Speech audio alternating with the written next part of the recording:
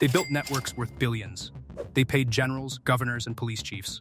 And every one of them died inside the system that was supposed to protect them. Pablo Acosta Villarreal. April 24th, 1987. Standing in a one-room adobe house in Santa Elena, Chihuahua, listening to helicopters crossing the Rio Grande. He was the boss of the Ojinaga Plaza, 200 miles of border, 60 tons of cocaine a year, flown in by turboprop from Colombia and waved through by federal police he paid every month. For a decade, he was untouchable. Then he started talking to American journalists about protection rackets, military payoffs, and the political contacts of the Guadalajara cartel above him. The first warning came in 1986. A sicario walked up to his car in Ojinaga and fired 6 times from 10 feet away. Every shot missed. Acosta caught him at the train station and ended the matter with a rifle. But he was unraveling. Crack and whiskey eroded his judgment. His American girlfriend pushed him toward a DIA amnesty deal that would have exposed everyone above him. The federal police missed him in Ojinaga. He fled to Santa Elena, a village across the river from Big Bend National Park.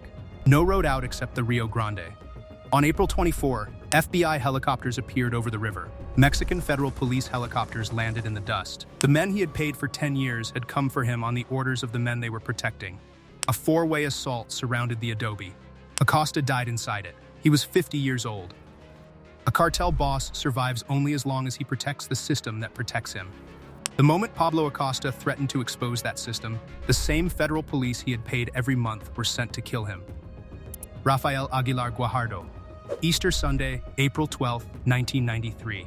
Walking out of Gypsy's restaurant on the Canson tourist strip with 15 members of his family, minutes after a submarine tour. He was the co-founder of the Juarez Cartel, a former federal police commander of the DFs, Mexico's National Security Directorate. He had inherited Pablo Acosta's plaza 6 years earlier and built it into one of the most profitable smuggling operations on the border.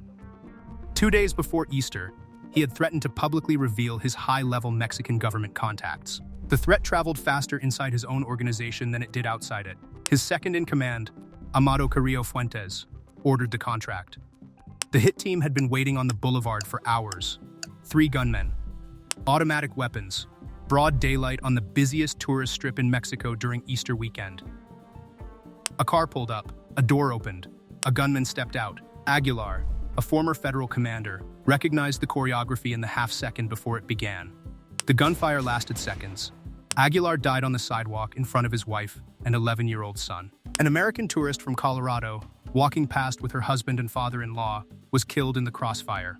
She was 33. The gunmen later confessed they had been contracted. A cartel boss is not removed when he becomes weak.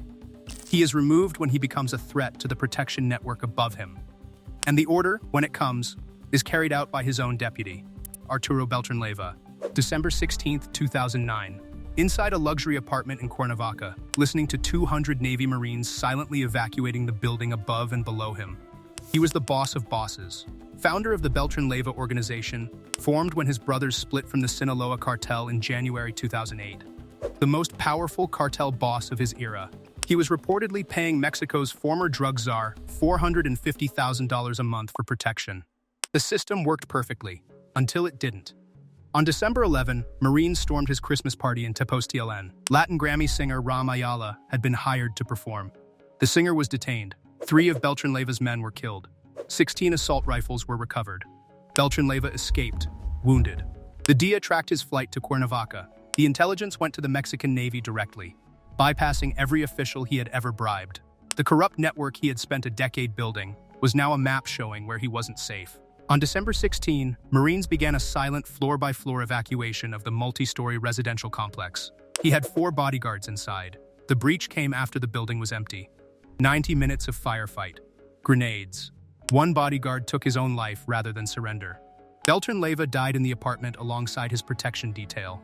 1 Marine was killed. A cartel boss whose entire defense is bribery is not destroyed by stronger force. He is destroyed by force that operates outside the bribery circuit. The corrupt network he had built had been his cage all along. The men who outlasted Beltran-Leyva took notes. They cleaned their own networks. They restructured their hierarchies. None of it would matter. Heriberto Lascano. October 7, 2012. Driving past a baseball stadium in Progreso, Coahuila, on a Sunday afternoon, with 1 bodyguard and no convoy. He was Z3, the founder and supreme commander of Los Zetas, the most militarized cartel in Mexican history. a deserter from GAFs, Mexico's elite airborne special forces, trained by some accounts in the United States and in Israel. Operations from the US border into Guatemala. $5 million on his head in the United States. He had built a paramilitary hierarchy. Now he was traveling through it like a man with no army.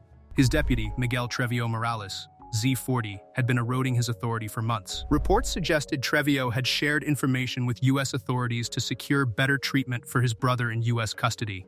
The chain of command was no longer protecting Lescano. It was selling him. Residents in Progreso reported armed men in a pickup. Marines on routine patrol moved to intercept. Lescano and his bodyguard opened fire with an R-15 rifle modified to launch grenades. The Marines killed the driver. Lescano fled on foot. 5 gunshots dropped him on a Coahuila street next to his rifle. He carried no identification. The Marines did not know whom they had killed until fingerprints came back from the National Criminal Database the next day.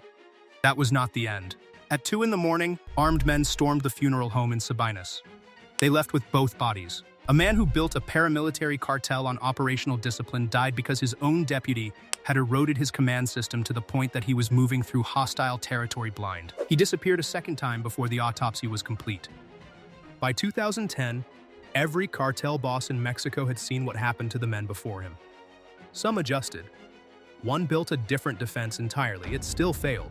Nazario Moreno Gonzalez. December 12, 2010. The Mexican government holds a press conference. The leader of La Familia Michoacana, known as El Misloco, the craziest one, has been killed in a 2-day shootout in Apatzin. There is no body. There are no fingerprints. There are no photographs. There is only the announcement. He was the founder of La Familia Michoacana and the architect of the Knights Templar cartel. He distributed his own quasi-religious Bible to recruits. His authority was built on his own myth. For 4 years after his official death, the myth kept running the cartel.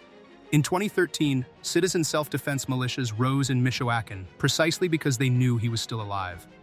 The fiction of his death had now produced an armed civilian movement against him. In February 2014, his financial operator was arrested. Federal authorities used the captured records to map his movement patterns across the Tierra Caliente. On March 9, 2014, the day after his 44th birthday, Mexican Marines cornered him in the mountain village of Tumbiscato. The firefight was short. This time the body was real. This time the fingerprints existed. And the Mexican government knew that announcing his death again would not be enough. So a forensic expert named Tom Zern held a press conference with a PowerPoint presentation comparing fingerprint ridges, point by point, to convince the country that this death was not another lie. A cartel boss who builds power on becoming a legend creates a defense mechanism that eventually traps him. The legend has to die publicly, and by the time it dies, no one believes the state can kill it without proof and slides.